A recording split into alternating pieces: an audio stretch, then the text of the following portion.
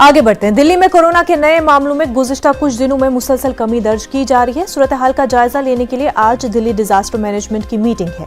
कम होते नए मामलों के पेश नजर कुछ अहम फैसले लिए जा सकते हैं।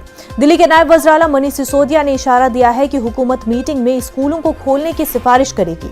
उनका मानना है कि कोरोना के ज़ाब्तों पर अमल करते हुए बच्चों के लिए स्कूलों को खोलने की इजाजत दी जानी चाहिए।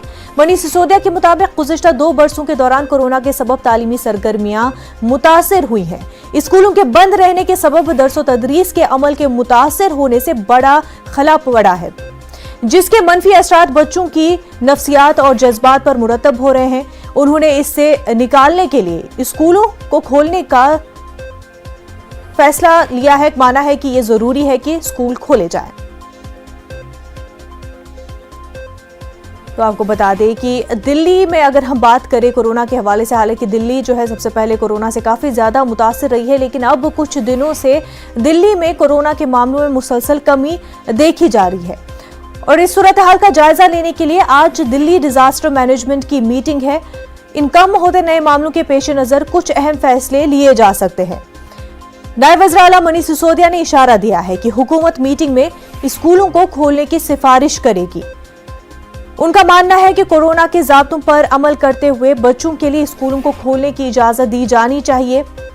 उनके मुताबिक गुज़िश्ता 2 बरसों के दौरान कोरोना के सबब तालीमी सरगर्मियां मुतासिर हुई हैं। स्कूलों के बंद रहने के सबब दरसो तदरीस के अमल के मुतासिर होने से एक बड़ा खला पैदा हो गया, जिसके मनफी असरात बच्चों की नफ्सियात और जज्बात पर मुरतब हो रहे हैं। उन्हें इससे निकालने के लिए स्कूलों को खोलना जरूरी है, ऐसा मनीष सिसोदिया का मानना है।